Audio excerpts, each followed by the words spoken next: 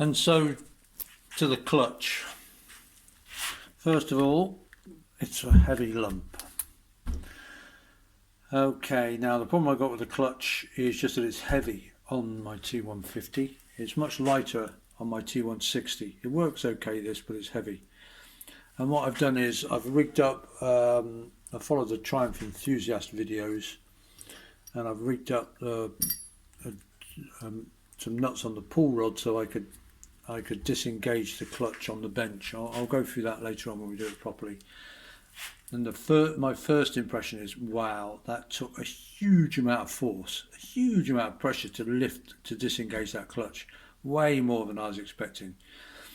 Anyway, so what I'm going to do is, I've just started to undo the tab washers, and then I'm going to undo the clutch, take it apart. You have to be careful with these nuts. I'm going to undo them one turn at a time, because there's so much pressure there that if you start taking some out and not the others, then you're just going to break the heads off the bolts and cause all sorts of problems. So one turn at a time. It's a slow job, but it's got to do it that way, and then we'll take the clutch apart before doing anything else and inspect it. Okay, I can't resist showing you my latest tool, which is this. It's a 1/4 inch drive, but it's a very slow, very precise. I've got quite good control on it, and I'm using this to undo these nuts one at a time, one turn at a time, and this is brilliant.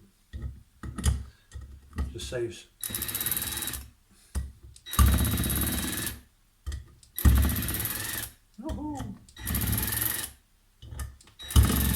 I just love power tools.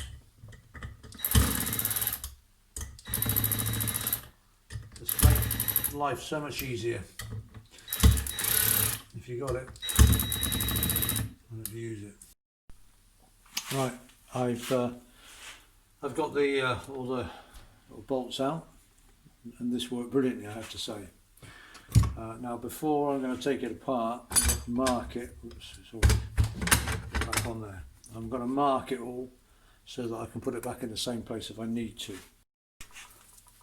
Also, I just mentioned on mine there was no vibration. Apparently you can, if they are out of balance, you can get a lot of vibration. There's no vibration on mine, so I do want to put it back. Unless there's a reason not to, I want to put it back in the same position because I know it's not vibrating. So if it was vibrating, then okay, I'd probably have to change it around, but I'm fairly sure it's going to go back in that position, so I'll mark it. So removed all the screws with a magic screwdriver, all the bolts. So then we've got the cover plate. Under the cover plate is the bevel spring. That's the spring that operates the clutch. Underneath that we've got the actual pressure plate, which pushes down on the friction plate, and then the clutch basket, base plate I think it's called, underneath. So those are the main operating, well not the main, the operating parts of the clutch. The first thing we're going to do is reassemble the clutch and check to see if the pressure plate is lifting evenly. There are three different positions, there are three lugs, so there are three different positions the pressure plate can go in. And what first thing I'm going to do, I'm going to see if it's lifting well and lifting evenly. And in order to do that, I've got the clutch pull rod, I'm going to put that in, then kind of put some spacers on it so the threads, the blank part's covered. Then a couple of nuts, a nut and a couple of lock nuts, so to stop the, so that I can then tighten the nut up and open the clutch and hold the lock nuts, otherwise the pull rod will just turn. Right, so what I've done now is I've put the clutch pull rod in with a nut there and a couple of locking nuts on top to stop the pull rod from turning, and then I'm sort of simulating the clutch being open by doing up the nut, holding on the lock nuts to stop the pull rod turning, and opening the clutch, releasing the clutch by doing that nut up. And what I'm doing then is when the clutch is released, as it is now, I'm going round with feeler gauges and checking the gaps all the way round to see how even they are. And then I'm taking the whole clutch apart, moving the pressure plate round one and comparing that to see if I can find the place that's got the most even lift on it. There are 3 potential places the pressure plate can go in. I'm not sure how brilliant an idea this is, but you know, I think it seems to be working. Give me an idea of the difference between the lift, and I've only done one so far. This is the second position, and there was quite a few thou difference between one side and the other on the first position. So now I'm going to take it all apart again and then move the pressure plate around to the third and final position and see what that's like. And I have to say, I'm using this tool, and it's the perfect tool for taking the clutch apart repeatedly and putting it back together.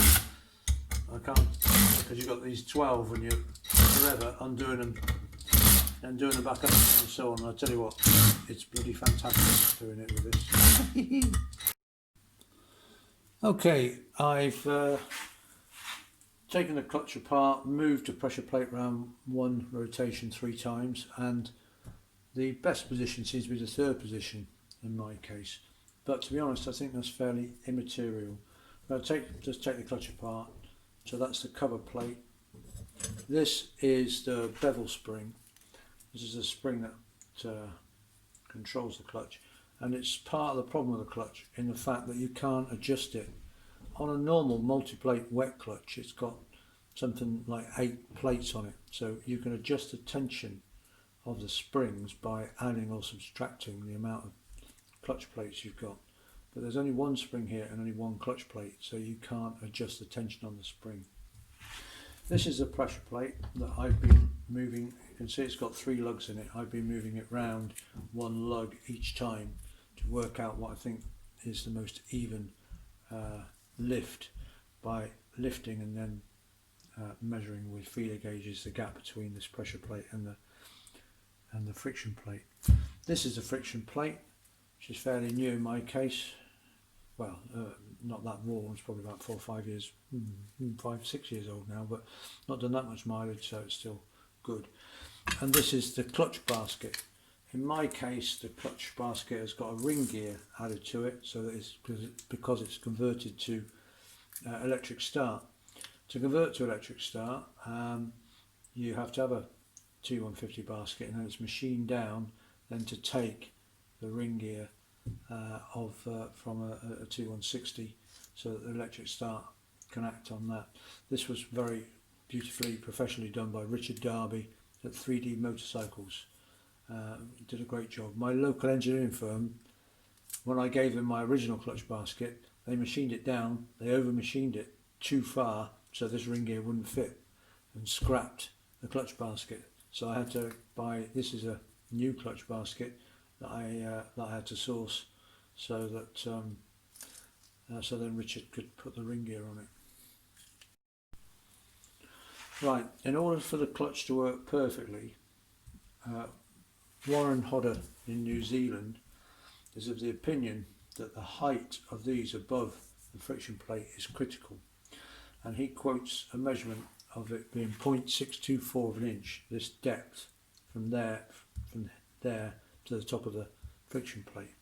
Now if I measure mine as accurate as I can, so that's 653,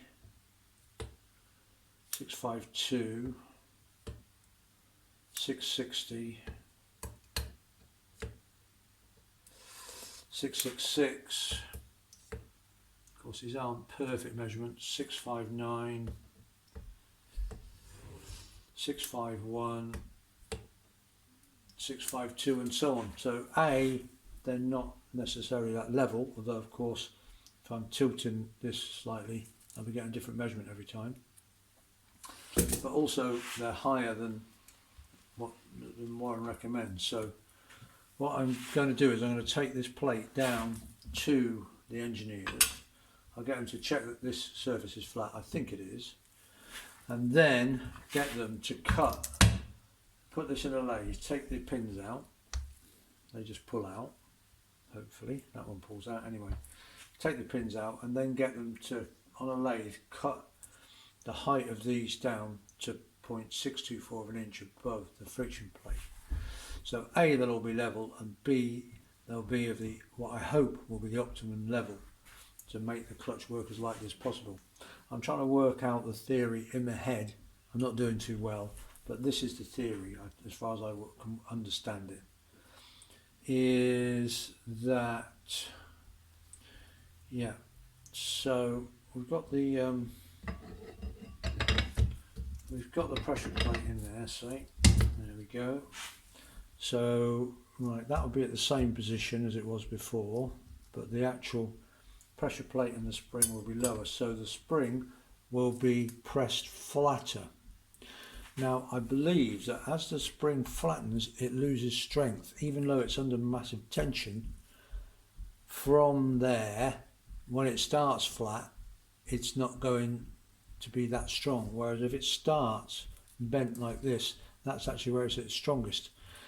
I think that's the only sort of theory I can work on. I'm not saying that's right, but that I think is a theory behind it, because obviously cutting these down, the spring's going to be pushed down even more, so you'd think possibly, hang on, it's going to make it even tighter, even harder to operate a clutch. But I think if this spring is pushed flat, then when you operate it, actually the tension against the spring is less because it's flat rather than curved. We'll see. So tomorrow I'll take this down to the engineers. I'll get them to check it for true as far as possible, flatness and balance and so on. Get them to machine these down, put it back together, and I hope that the 624 method, as it's called, is right.